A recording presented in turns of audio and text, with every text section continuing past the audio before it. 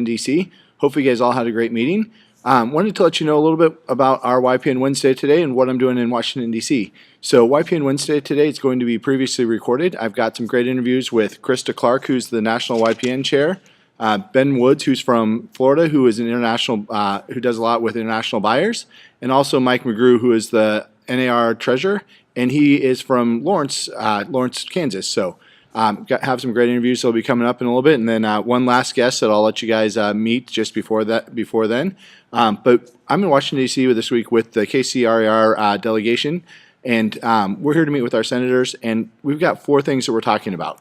The first one that we're going to talk about our senators and congressmen with is open access to condominiums, just to create more of a market for condominiums through opening up the FHA market to that. They announced a little bit about this in November at the NAR convention then, but they're also going to do a little bit more here to do that.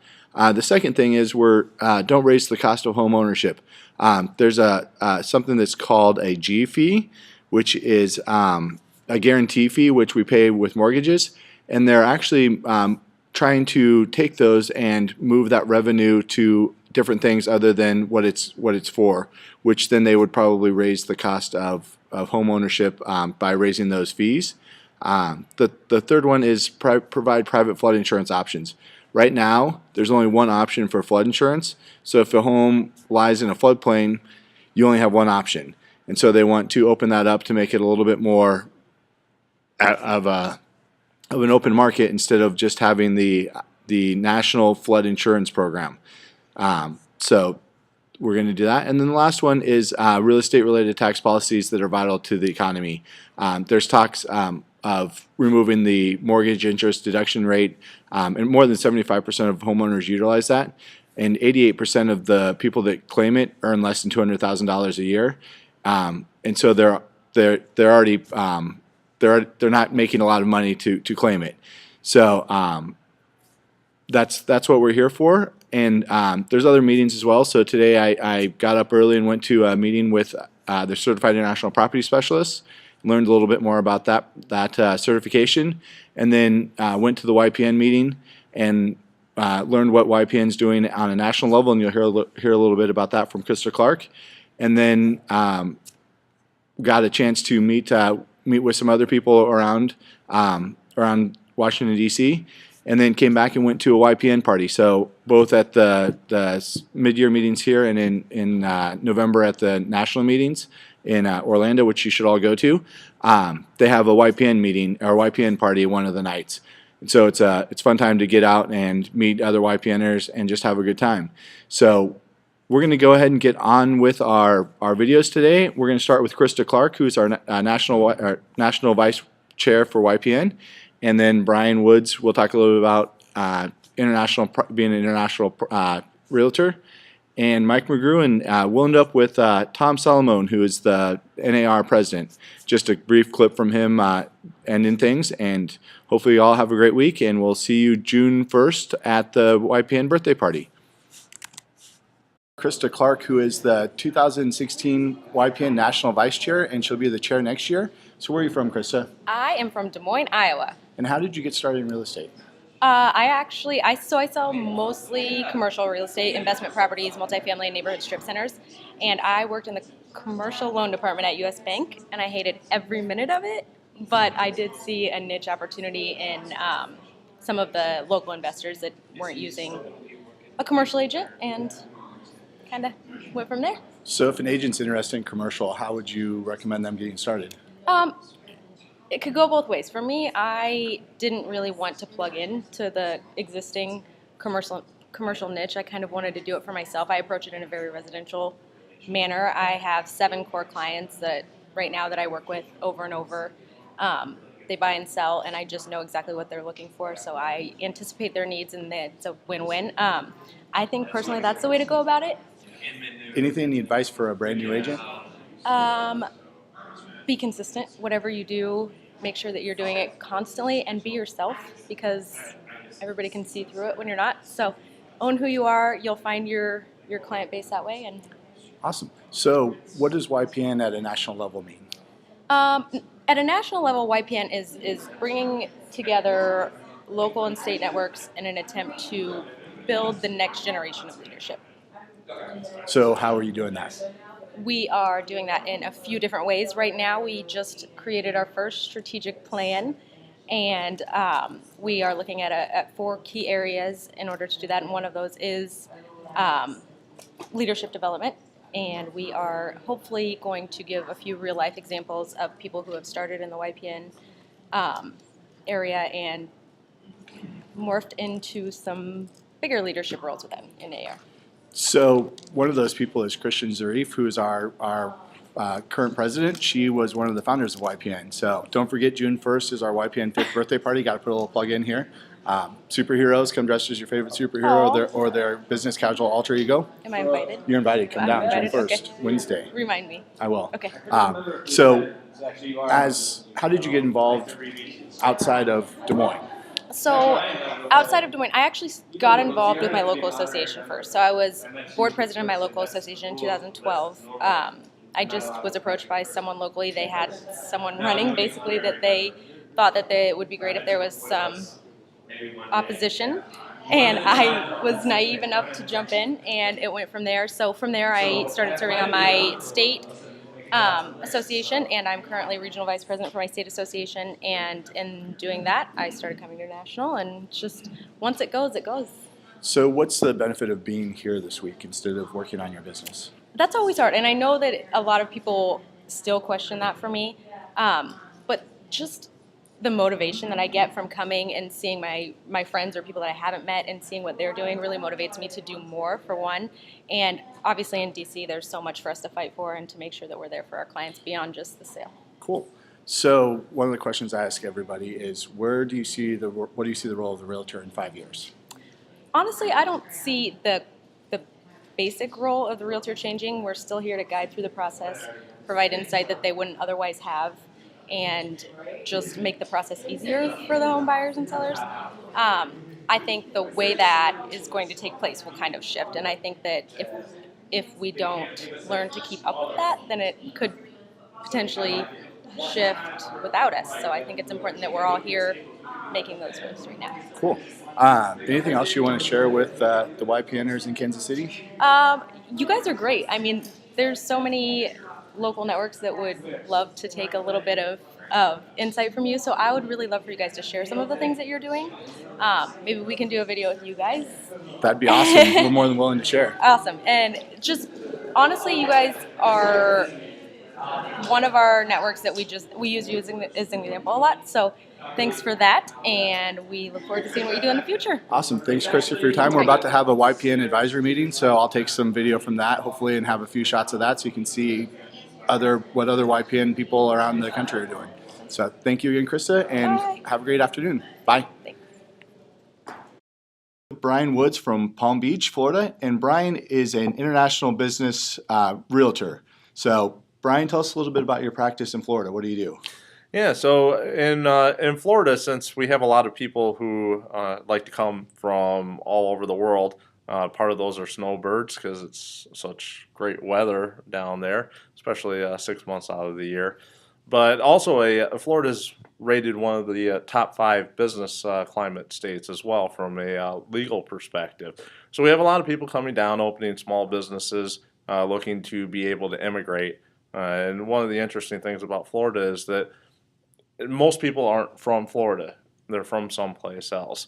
So with the exchange rates, with the weather, people enjoy coming there, not only for South Florida, but also Orlando with the Mickey Mouse, and really enjoy doing that. So, one of the benefits of being in CIPS and doing global is the network, is being able to understand how to work with other people, other cultures, understand the how they do things back at their place, so that you can actually relate to them on the level that they understand, or how real estate is done in their country, to kind of ease that transaction, be that resource. You mentioned CIPS. What is that? CIPS is the National Association of Realtors Certified International Property Specialist. So what that means is you've actually done some work on the international front, and more importantly, you've actually taken courses, at least 5 days worth of courses, to be able to understand how to properly work with international buyers, sellers. You've gone on some trips. Where have you traveled for your real estate business? I've traveled all over for real estate. Most recently, just last week, I was up in Canada at Realtor Quest, strictly for referrals with Canadian realtors. But I've been to China, Colombia, Belize. I've been over in Europe. I've been throughout Asia. The thing about real estate is your next buyer, your next seller could come from just about anywhere. And so, while it's good to focus on specific areas, you just never know where that next one is going to come. And you want to be in a position, just like you want to for your domestic business, you want to be in a position to actually be able to help. So, question for you: if you were starting all over again, you got placed into Kansas City, what would you do to start your business? If I got placed into Kansas City and I was starting all over again, the first thing I would do is make sure that I had my CIPS. That is its own network. So not only are you able to work in the domestic area with the agents and your associates, the members of your association, but you're also able to reach out and you have credibility. You have the knowledge, you have the training that you need in order to reach out and bring others both, and it works both directions because you don't just get paid if you bring somebody to Kansas City. You could send somebody to Shanghai, China, or you could send them to Canada or even Florida where I'm at and still make money on that deal.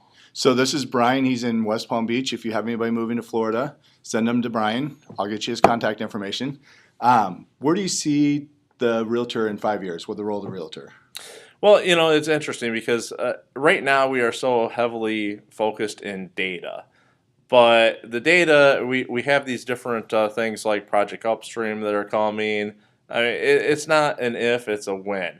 The thing for realtors to remember is you bring a wealth of other knowledge. It's not the data. The data is readily available. But having data by itself doesn't mean anything.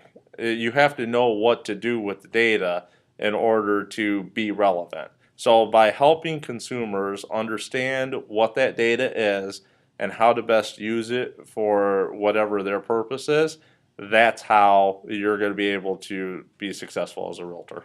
Awesome. And you're just now going to be an instructor for the CIPS classes. Are you excited about that? Yeah, I'm excited. I just got approved for being an instructor for the CIPS global instruction, both here in the U.S. and internationally. So that's pretty exciting. Where's your next trip? My next trip is going to be to Las Vegas. Where's your next international trip? I don't have one scheduled for right this second. I am looking at China and also the Bahamas. So I will be talking to a couple of people here. So there's trade missions where agents go to other countries. What do those involve? So you get connected with an association or a group who is actually doing the trade mission. Typically, they've put together the housing, they put together the actual itinerary.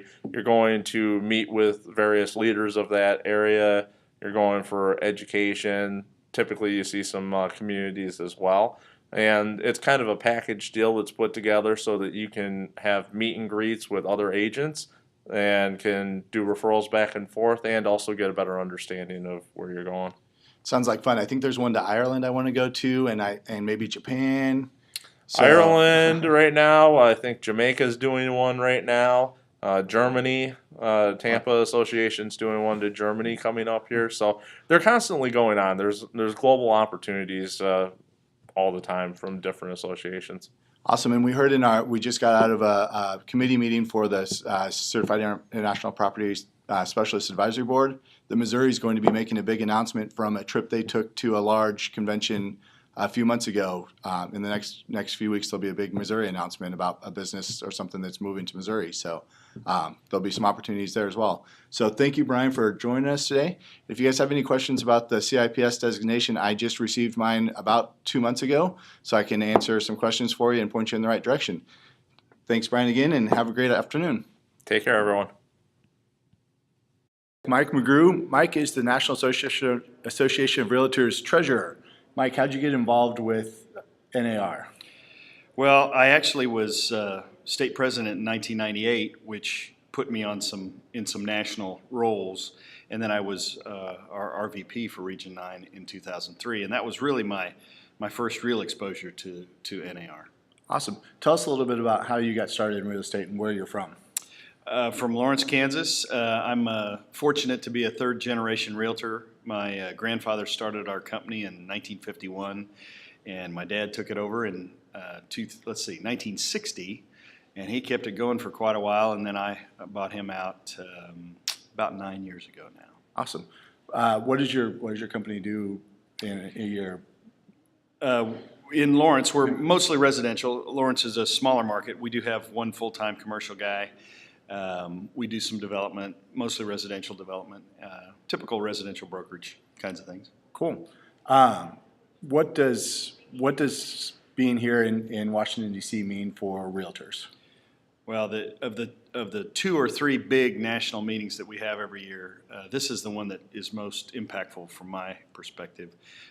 We're here for a purpose. We're here to lobby our congressmen. We're here to get together and set policy.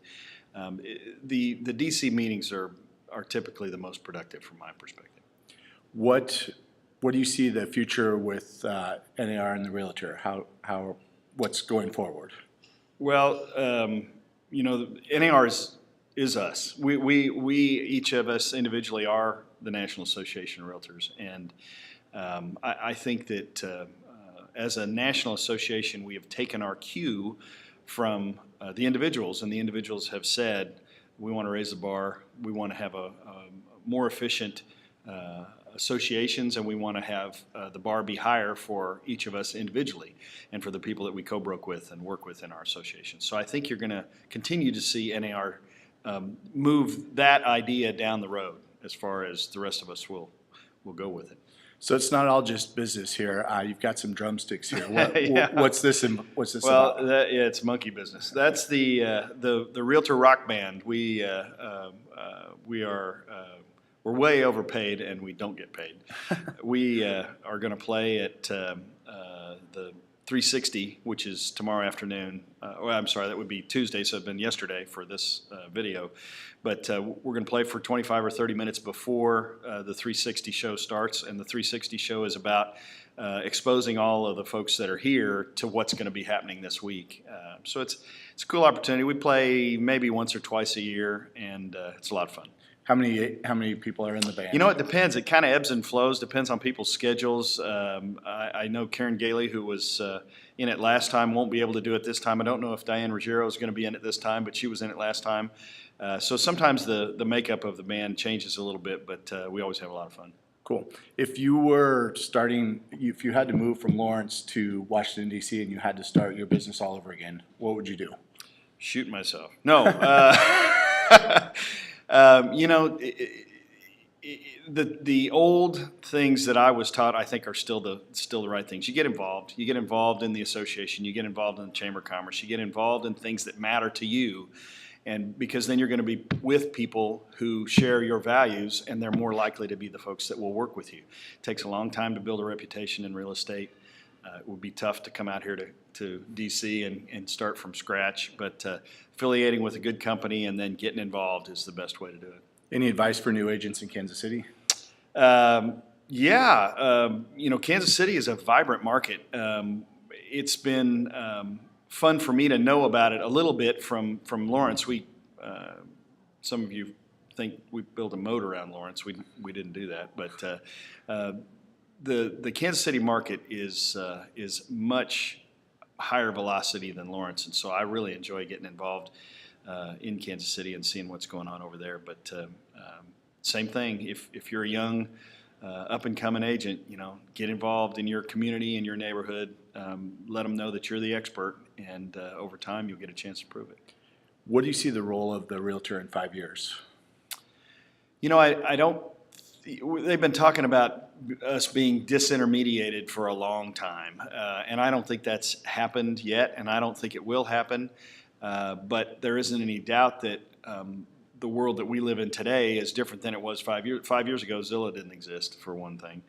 5 years ago, Realtor.com was dominating, and some things have really changed. But at the end of the day, I don't think there's a substitute for a experienced, well-equipped realtor to help a deal close, to help customers achieve satisfaction. I don't think that's going to change, but I do think the way that we go about it will continue to evolve, and I would expect it to change. That part will continue to happen faster and faster, I think. So. Awesome. Well, I know you're a busy man here, so and rock band practice awaits. So thank We you. need a very lot much. of practice. Thank you very much for your time today. Great. And hopefully we'll talk to you later. See you again. Thanks. Yep. How are you? I'm Tom Salomon. I'm the president of the National Association of Realtors. I want to thank all the YPNs in Kansas. You guys are the backbone of this organization. You're not just the future leaders, you're the leaders of today as well. Keep up the good work and just stay involved. Thank you so much. That's it from Washington, D.C. Hope you guys all enjoyed these videos, and we'll see you at the birthday party on June 1st. Have a great day.